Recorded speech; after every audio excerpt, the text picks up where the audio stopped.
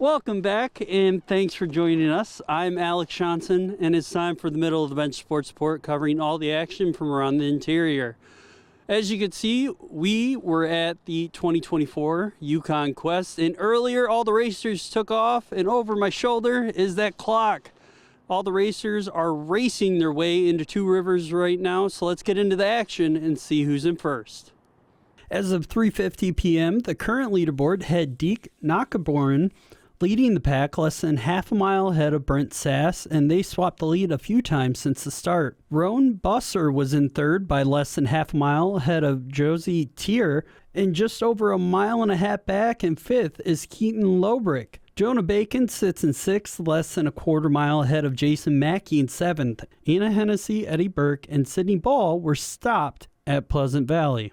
Now shifting gears and staying in the cold, but this time indoors, let's see how the D2 Alaska State Hockey Tournament is shaping up as it heads into its final day. Kenai Central would take down the Crimson Bears 4-2, and Soldotna would mirror the same result against the Patriots. Palmer would blow out Kodiak with the 12-goal shutout, but then they would lose to Soldotna in the semis 4-3. Houston would take care of business against Kenai Central with a 9-1 win to move on to the championship. Palmer would let off some steam on the Cardinals, winning 7-2, taking home third place and sending Kenai Central packing in fifth. We will have the results of the championship game on Monday's sports segment. The Nanook's rifle team would split the three-team match, defeating Ohio State but losing to Air Force by a single point. OSU's Victor Kiss would take the top spot in the overall with an aggregate of 1,189. And second with 1,187 was D'Souza from Air Force, and 2 points behind her was Keyser from the Buckeyes. The top two shooters this season for the Nooks, Karasova and Charles, would finish fourth and fifth. Karasova would shoot a .588 in small bore, a .596 in air rifle, for a total of 1,184. Charles went on to shoot a .585 in small bore and a .598 in air rifle, taking the win in that discipline for a total of 1,183.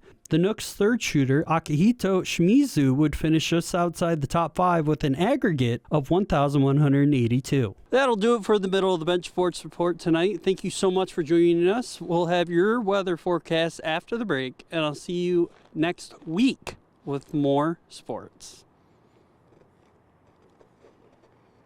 Welcome back, and thanks for joining us. I'm Alex Johnson, and it's time for the Middle of the Bench Sports Report, covering all the action from around the interior. And as you can see, we're hanging out at the 2024 annual Ice Jam Tournament hosted by West Valley. So let's take a look and see what the schedule is for the tournament as the games start today and they go all the way through into Saturday. Day one is West Valley versus Wasilla for the opener, and the Wolfpack would hang on to win 55-44.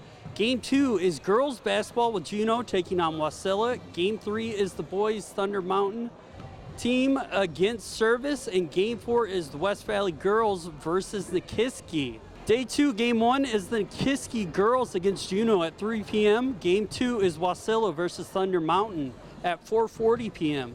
Game three is the Wasilla girls taking on West Valley at 6:20, and game four is at 8 p.m. with Service playing West Valley. At Day three, game one is at noon with Wasilla girls versus the Nikiski, and game two is Service taking on Wasilla at 1:40 p.m. Game three has West Valley playing Thunder Mountain at 3:20, and the final game of the tourney is the Lady Wolfpack taking on Juneau for a 4 p.m. tip-off.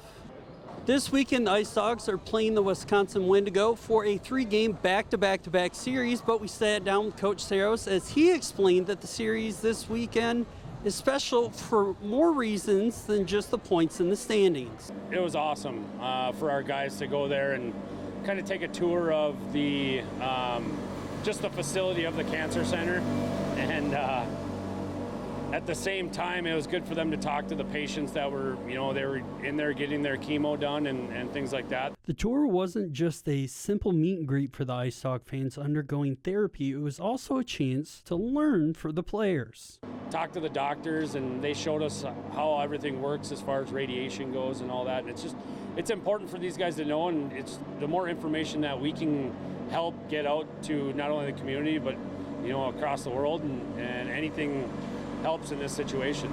The weekend hits close to home for Coach, with some of his family being affected by cancer, and it was something Coach wanted the team to understand, that it's not just about hockey this weekend. It was really good for our guys to see, and it just puts everything in perspective of this isn't just about the hockey game. It's about these guys coming up here and realizing that they have it pretty good, and it's good for them to understand how important it is for us to do the right thing and take care of our bodies and stuff like that, and things happen that are out of people's control. So if you plan to go to the Ice Dogs game this weekend, open up the closet and find some pink to wear. Now it's time for our last stop of the cold January day as we make a stop at Nanette Corner, brought to you by Denali Industrial Supply. It's going to be a decently busy weekend for the Nooks, with men's and women's basketball staying home for 2 games as they bring in St. Martin's for Game 1 for both teams, and Game 2 is against Western Oregon, with the women's team playing at 3 p.m. and hosting the Girls and Women's in Sports Day. All girls and women who wear their sports uniform/gear get themselves and their group or family in for free. The men's team is playing at 5:15 and hosting elementary night, with all elementary school age kids getting in for free. The hockey team heads to Long Island to take on the Sharks, with back-to-back 10 a.m. starts on Alaska time Friday and Saturday. This is the first matchup this season between the two teams, and last year Alaska won 3 out of the 4 games, dropping a game in New York. LIU is sitting on a 10-14-1 record so far this season. And that'll do it for the Middle of the Bench Sports Report tonight. Thank you so much for tuning in, everyone, but don't go anywhere. We'll have your full weather forecast with Amanda after the break, back in the studio, and I'll see you tomorrow with more sports.